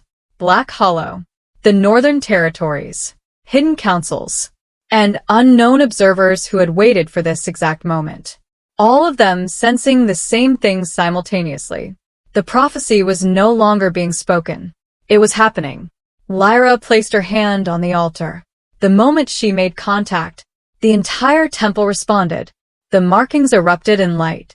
The ground beneath them trembled without collapse. The murals along the walls shifted as though rewriting themselves. Caden stepped forward instinctively, then stopped, because the air around Lyra had changed completely. Not dangerous, not unstable, final. Her eyes lifted slowly, black and silver merging into something neither of them had seen before. And, in that moment, the temple awakened fully, not as a structure, but as a declaration. And somewhere far beyond the sealed halls, every alpha who had ever felt a bond felt it snap into recognition at the same time. The queen had returned, and the world was no longer waiting. It was responding. : Back in Black Hollow, the collapse was no longer something Ronan could observe from reports. It was now something he could feel in real time. Every step he took through the territory carried a different weight than before. The air was thinner. The sacred stones no longer held their steady glow, and the wolves he passed no longer met his gaze with certainty. Something had shifted in them, something deeper than fear, something closer to loss. Ronan stopped at the edge of the border gates. For a moment, he simply stood there, watching the boundary that had once felt unbreakable, now fractured in unseen ways. Behind him, the council remained in chaos. Voices still arguing, warnings still being issued, but none of it reached him properly anymore, because the bond inside him, the one he had tried to bury, was no longer quiet. It was pulling, not toward the past, not toward the pack, toward her, Lyra. His chest tightened again, not as punishment, as direction, a confirmation he did not want to accept. One of the elders stepped forward cautiously. Alpha, you cannot leave the territory in this state. Ronan did not turn immediately. When he spoke, his voice was lower than before. If the territory is already breaking, a pause. Then the truth he had been avoiding since the ceremony surfaced fully. Then staying is no longer leadership.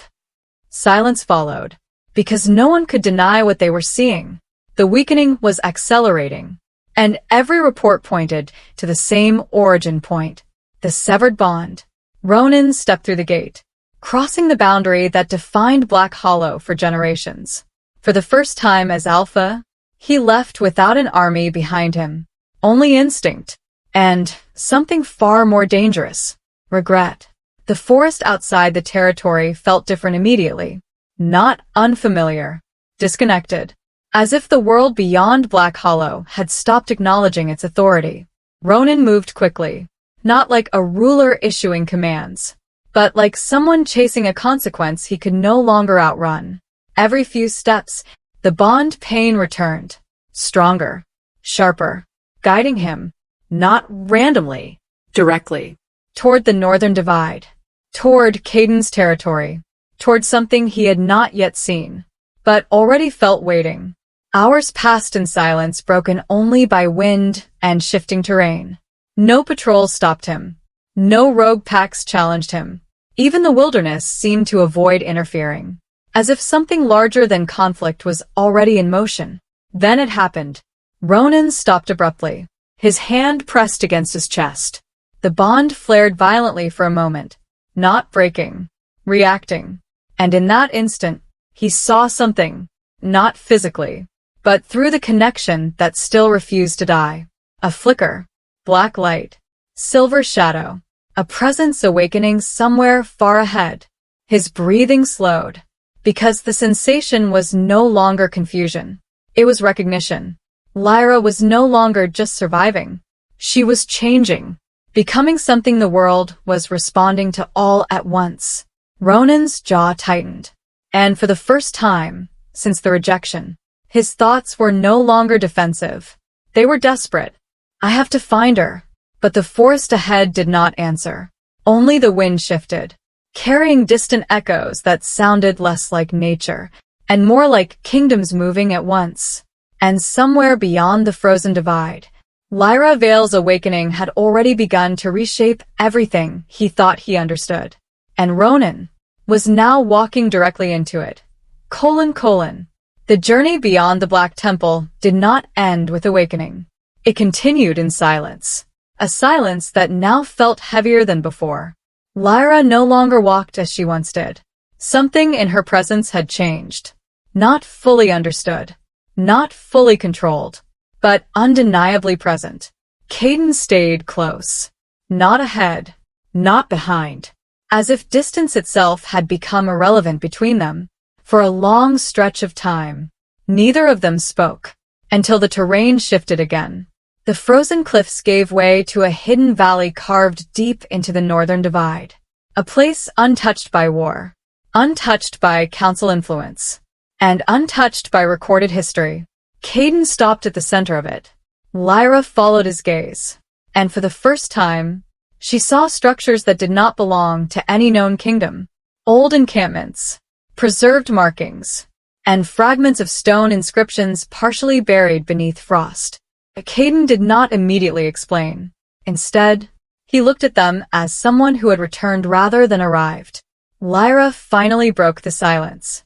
This place, Caden exhaled slowly, is not new to me. Lyra turned toward him. What do you mean? He did not answer right away, because what he was about to say had been carried for years, not as a secret, but as a burden. Finally he spoke. I have been here before. A pause. Then another truth followed. Many times. Lyra's expression tightened slightly. Before you met me? Caden shook his head once. No. The wind moved through the valley, but the air felt unchanged. Caden stepped closer to one of the stone fragments. His hand hovered over it, without touching, as though remembering something only he could see. Then he continued. Before I ever saw your face, I already knew you existed. Silence followed immediately. Lyra stared at him, not in fear, but in confusion. That's impossible. Caden's voice remained steady. It was not prophecy. It was pursuit. Lyra stepped back slightly. You were searching for me? Caden finally turned toward her fully, and for the first time since the temple, his expression softened, not in weakness, but in recognition of something long carried. Yes. The word was simple, but the meaning beneath it was not. He continued. For years across kingdoms that denied your existence, I followed fragments of your name. Lyra's voice lowered. My name was erased. Caden nodded. Not completely. A pause. Only hidden. The wind shifted again through the valley, and the stone fragments around them seemed to respond faintly to his presence, as if remembering him as well. Caden looked away briefly, then said something that changed the direction of everything that had happened so far. I was not sent to find you when the Black Bond awakened. A pause. I was already searching before it ever appeared. Lyra's breathing slowed. Why? Caden hesitated. For the first time, his certainty wavered slightly, not because he did not know the answer, but because it carried weight. Then he said it. Because I was told you were the only one who could survive what was coming. Silence followed. Long. Pressing. Unbroken. Lyra looked at him carefully now. Who told you that? Caden did not answer immediately. Instead, he turned toward the valley once more, where the oldest stone structure stood partially buried beneath frost. And then he spoke quietly. The ones who erased your bloodline. A pause. Then the final truth surfaced. And the ones who feared what you would become if you ever returned. Lyra's eyes darkened slightly. Then why protect me? Caden turned back toward her. And for the first time, his answer carried something deeper than strategy. I did not come to protect you. A pause. I came because I could not let anyone else reach you first. Silence returned. Not empty, but heavy with meaning that had not yet fully revealed itself. And far beyond the valley, multiple kingdoms were already shifting positions again, because the rival Alpha Caden was no longer just a protector in the unfolding prophecy. He had been part of its pursuit long before it began. And Lyra Vale was no longer only being followed by fate. She had been sought after for years, somewhere beyond the reach of the frozen valley, where even Caden's hidden paths were believed to be safe. The world began to move in a way that was no longer quiet. It started with silence breaking in multiple places at once. Not one border, not one territory, but several. Coordinated, intentional. From the East Ridge, then the southern cliffs, and finally the forested collapse lying near the northern divide. Unknown forces emerged. They did not announce themselves. They did not challenge boundaries. They simply entered, like something returning to a place it had already claimed once before. Caden noticed the shift first, not because of sight, but because of instinct. His entire posture changed instantly. The valley around them no longer felt isolated. It felt surrounded. Lyra turned slightly. "What is that?" she asked quietly. Caden did not answer immediately, because the answer was already forming around them. A presence was closing in. Not rogue wolves. Not black hollow hunters. Something more structured, more disciplined, and far more patient. Then the first signal came. A low horn echoing through the distance, followed by another, and another, until the sound layered itself across the valley, like a declaration. Caden's eyes narrowed slightly. They found the passage. Lyra stepped closer without realizing it. Who found it? Caden finally looked at her, and this time, his expression carried no ambiguity. The enemy kingdom. The words settled heavily in the air. Because enemy kingdom was not a single identity in this world. It was a category of powers that existed outside recognized alliances. Territories that had been erased from treaties. Bloodlines that had survived outside moon law. And rulers who did not answer to alpha structure. Caden shifted slightly in front of Lyra, not fully shielding her, but positioning himself between her and the approaching direction. Then the forest line ahead began to move. Not wildly, not chaotically. In formation, figures emerged between the trees. Wolves wearing markings Lyra had never seen before. Their armor was darker, their silence more controlled, their presence heavier than any patrol she had encountered before. And at their center was something that did not behave like a scout unit. It behaved like ownership arriving to confirm what had been discovered. The lead figure stopped at the edge of the valley. He did not rush. He did not attack. He simply looked at Lyra, as though verifying a long-awaited result. Then he spoke. His voice carried across the valley with unnatural calm. "So the Black Bond has truly awakened." Caden did not respond. The enemy continued. "We were beginning to believe the council had failed to contain it." A pause. Then the words that changed the tone of everything. "But now it has a host." Lyra's breath tightened. The enemy's gaze shifted fully onto her. Not as a threat, not as a target, but as something measured, something evaluated, something already categorized. Caden's voice lowered slightly. "You are not here for territory," he said. The enemy leader did not deny it. Instead, he answered simply, "No." Another pause. Then the truth emerged. "We are here for her blood." The valley went still. Even the wind seemed to hesitate. Lyra stepped back slightly. Caden's expression hardened instantly. Because this was no longer about prophecy alone. It was about extraction. Not control. Not alliance. But possession of lineage itself. The enemy continued calmly. "The Black Bond is not power alone. It is origin. And origin always leaves something behind." His gaze remained fixed on Lyra. "We intend to recover what was lost." Caden took one slow step forward. But the enemy raised a hand. And behind him, more figures emerged from the forest line. Too many to count. Surrounding the valley from multiple directions. Not rushing. Not panicking. Already positioned. Already prepared. Lyra's voice came out quietly. What do they want from me? Caden did not look away from the enemy, but his answer was clear. Everything your bloodline was erased for. A silence followed. Then, from the enemy ranks, a final command was given. Not shouted, not rushed, delivered like a conclusion already decided. Take her alive. And the valley erupted into movement, not chaos, not randomness. A coordinated advance from all sides at once. Caden turned slightly toward Lyra, and for the first time since he found her, his voice carried urgency. They were never searching for a queen. A pause. They were waiting for her to wake up. The enemy closed in, and Lyra Vale stood at the center of a war that had been waiting for her blood to remember it existed. : The moment the enemy formation tightened its circle, the valley stopped feeling like a battlefield. It felt like a trigger point. Lyra stood still at the center, but something inside her was no longer still. Not waiting, not reacting, unraveling. The black bond beneath her skin began to pulse faster.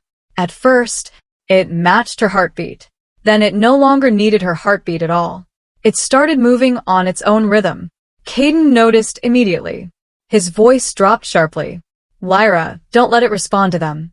But the warning came too late. One of the enemy hunters stepped forward. Not attacking. Not striking. Simply speaking.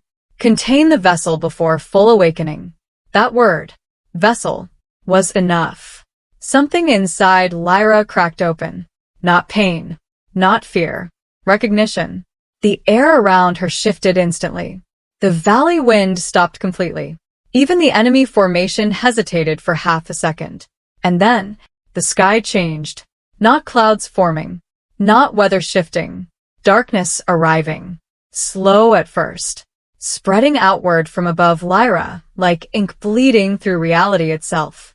Caden's expression changed for the first time. Not caution. Not calculation. But realization. It's starting. Lyra's hands trembled slightly. But she was no longer fully in control of them.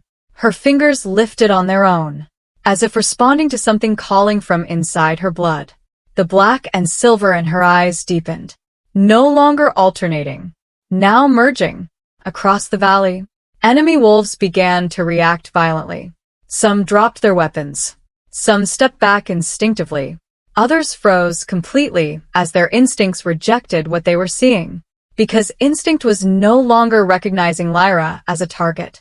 It was recognizing her as something beyond classification. A pressure built in the air. Not sound. Not force. But presence expanding outward. Caden stepped closer again. This time urgently. Lyra, listen to me. But she did not turn. Her gaze was lifted toward the darkening sky. As if something above had finally answered her. Then the first wave hit. Not energy, not light, but a ripple through existence itself. The valley trees bent without wind. The ground fractured in thin glowing lines. And every wolf within range dropped to one knee at once. Not in surrender. In reaction. Even Caden's stance shifted slightly under the pressure. But he did not fall. He stayed watching her. Because he understood something critical. This was no longer awakening. This was overflow. Lyra's power was no longer contained inside her. It was spilling outward, across distance, across kingdoms, across bonds, far beyond the valley. The effect was already spreading. Black Hollow's sacred stones flared violently, then dimmed again, then shattered one by one. Northern borders collapsed into silence. Council chambers across multiple territories went quiet at the exact same moment. Every alpha who still carried a bond felt it. A pulse. A recognition.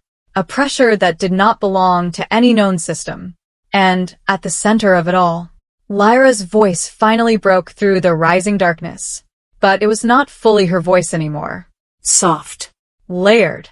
Different. I didn't call this. Caden's eyes narrowed slightly. Because he realized the most dangerous truth yet. She didn't awaken it, he whispered.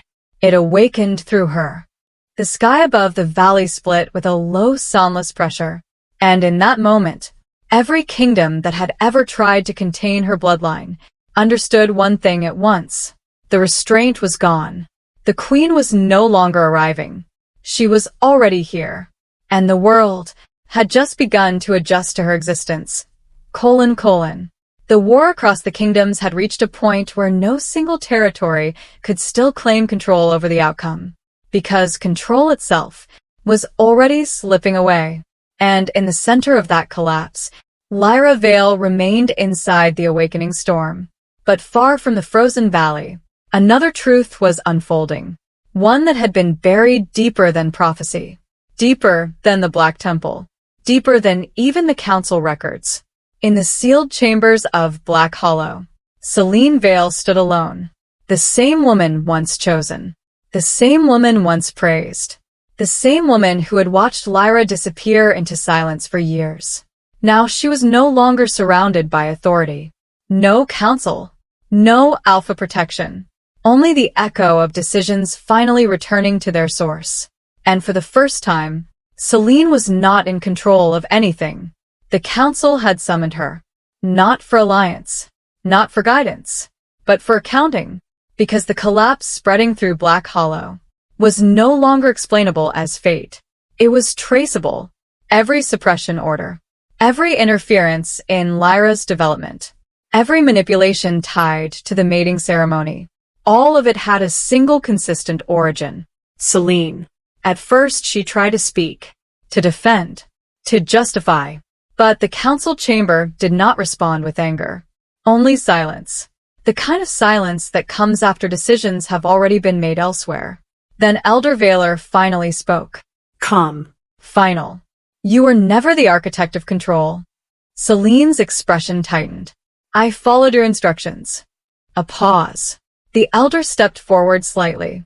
No. Another pause. You followed what you were allowed to see. The words landed harder than accusation, because they revealed something worse than betrayal. They revealed limitation. Selene's entire role had been shaped, guided, contained.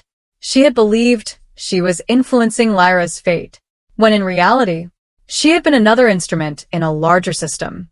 And now, that system was breaking. Selene's voice rose slightly. Then who gave the order? No answer came immediately, because the truth was no longer something the council could safely distribute. It had already escaped their control.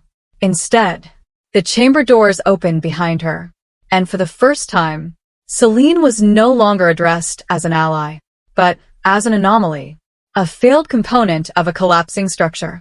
The council had chosen its direction, and it was not toward preservation. It was toward survival. Selene stepped back slowly, realization forming too late. You're discarding me. Elder Valor did not deny it. You were never meant to stand alone. A pause. And now you will not stand at all. Outside the chamber, the same collapse affecting Black Hollow territory was intensifying. Sacred stones dimming. Pack's strength dissolving. Bond systems destabilizing. And in every fragment of that breakdown, Lyra's awakening pulse could still be felt, which meant the council had already shifted focus, not on stopping Lyra, but on containing the source of all instability, even if that meant removing everyone connected to her origin. Selene took another step back, then stopped, because something deeper was happening, not in the chamber, but in her own bond perception. For the first time, she felt it clearly. Lyra was not just awakening. She was becoming independent of control systems entirely. And that meant something terrifying. Selene whispered, "We created her." But no one corrected her, because the council no longer believed created was the right word. From outside the chamber, a distant resonance passed through the territory. Not sound, not wind, but the echo of Lyra's expanding presence reaching even here. Selene's eyes flickered, and for the first time, fear was no longer directed at Lyra. It was directed at what the council had just done, because the final truth had arrived too late for correction. The rejection, the suppression, the manipulation. It had not weakened Lyra. It had completed her activation path. And now, Selene turned slowly toward the council. But the elders were no longer looking at her. They were looking past her, toward the horizon, toward the collapse spreading across kingdoms, toward the queen whose awakening no longer required permission. Selene whispered one final time, "What have we done?"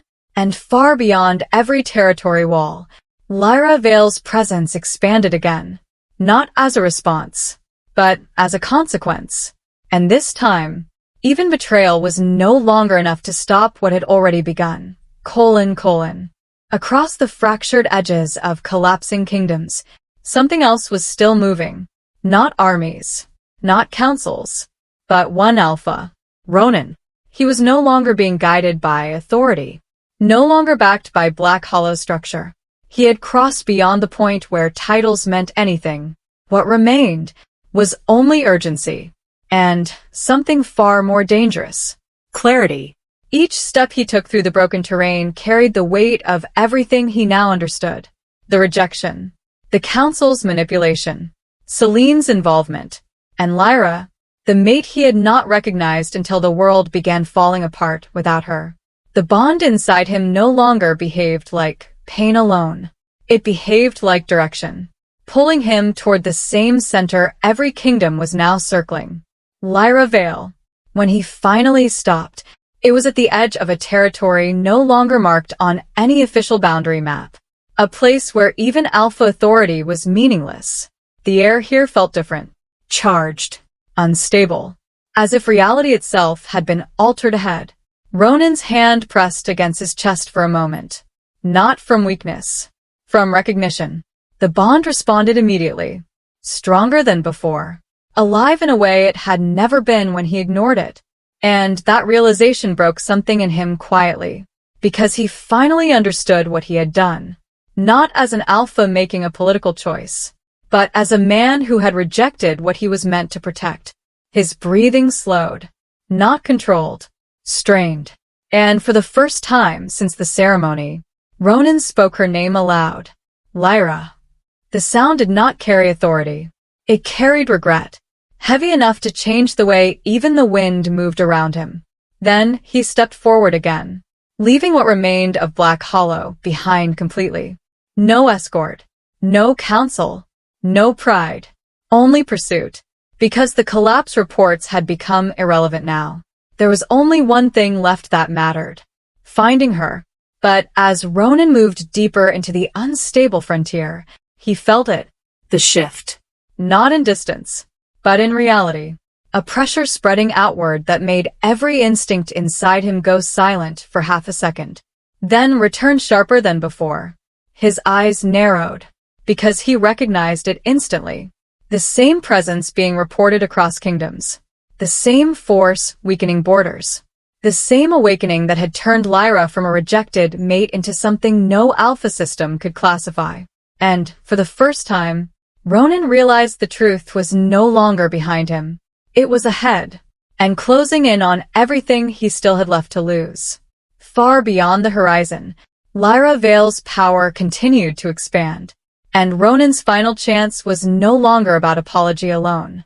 It was about whether he would reach her before the world decided what she had become without him. The convergence did not happen in one place. It happened across every fractured border at once, as if the world had finally reached the point it had been bending toward from the beginning. The hidden enemy kingdom moved first, not as scattered units, not as isolated raids, but as a single coordinated arrival across the northern divide. The land beneath them responded differently now, no longer resisting, no longer warning, only reacting, like something preparing itself for recognition. And at the center of their formation, he arrived, the hidden enemy king. His presence did not announce itself through force or spectacle. It arrived through silence. A silence so deep it altered the perception of distance itself. Wolves across multiple regions felt it at the same time. Not fear first, recognition. Because this was not a leader stepping into war. This was a ruler arriving at the end of a long expectation. He stopped at the edge of the collapsing boundary line, where Caden's Valley once held stability, where Black Hollow influence had once reached, where Lyra's awakening had already begun reshaping reality. The enemy king looked forward, and for the first time since the war began, he smiled faintly, not in victory, in confirmation. "She's awake," he said quietly, and the words did not travel like speech. They traveled like authorization, across distances, across kingdoms, across systems that had been waiting for that exact acknowledgement. Inside the storm of shifting power beyond the valley, Lyra stood at its center, no longer fully reacting, no longer uncertain. The black and silver in her eyes had stopped alternating entirely. They had merged, completing something irreversible. Caden remained nearby, but even he was no longer standing as protector. He was standing as witness, because what was forming in front of them was no longer a transformation. It was identity settling into place. The sky above fractured again, not violently, but completely, as if the atmosphere had reached a point where it could no longer remain unchanged. Every wolf across every known territory stopped simultaneously, not commanded, not warned, simply halted by instinct, because the pressure spreading from Lyra's presence had reached full awareness. And then, the enemy king stepped forward, crossing the boundary that no longer held meaning. "Lyra Vale," he said calmly, not as a threat, but as recognition of title. "You were never meant to remain hidden." The ground beneath them trembled faintly. Caden shifted slightly, but did not interrupt, because he understood what was unfolding was not negotiation. It was arrival.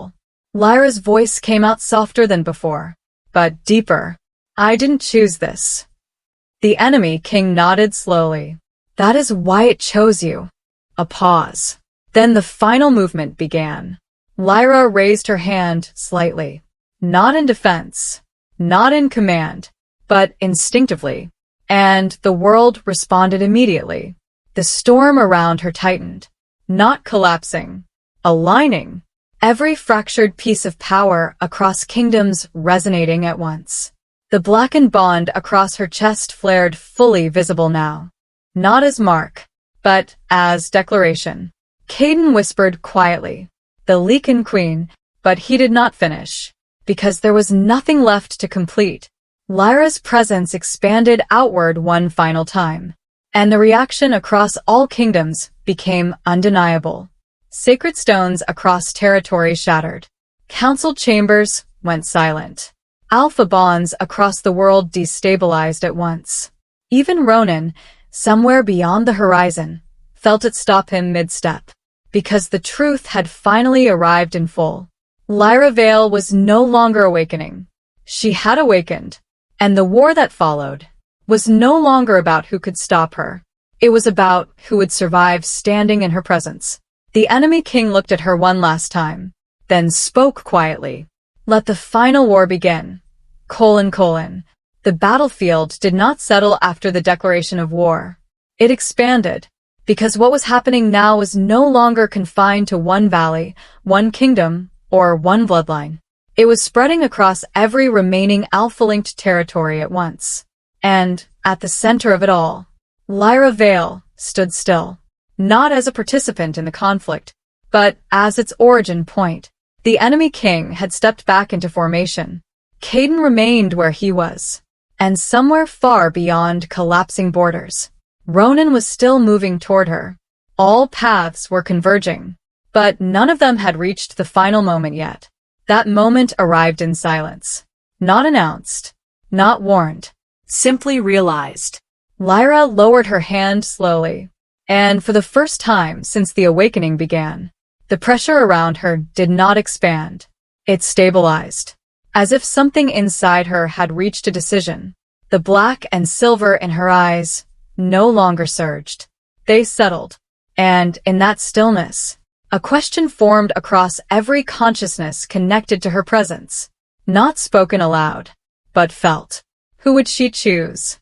The alpha who rejected her? The alpha who sought her? Or the system that had shaped both of them?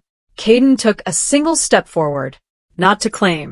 not to interfere, but to stand within reach of her truth.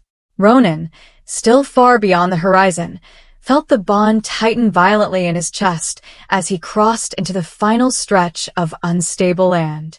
And the enemy king watched without moving, because even he understood this was no longer about war. It was about resolution.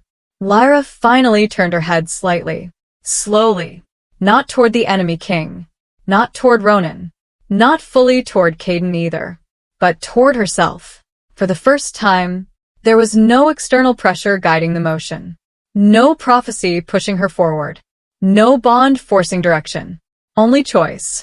Her voice came quietly, but it carried across every fractured territory linked to her presence. I will not be chosen again. A pause. The world seemed to hold its breath. Then she continued, I choose myself first. Silence followed. Not confusion. Not resistance. Recognition. Because something ancient inside every wolf understood what that meant. Freedom from selection. From ownership. From claim. Lyra turned fully toward Caden. Not as possession. Not as fate. But as presence she acknowledged. Her voice lowered slightly. You stayed. Caden did not speak immediately, because even he understood the weight of that acknowledgement. Then Lyra added one final line. The queen has finally chosen. And for a moment, everything stopped. Not because of shock, but because of completion. Then, a sudden fracture of energy spread through Caden's arm. Black light emerged beneath his skin.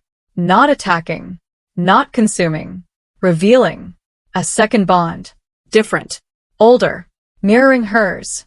Caden stared at it silently, as if realizing something he had carried without understanding.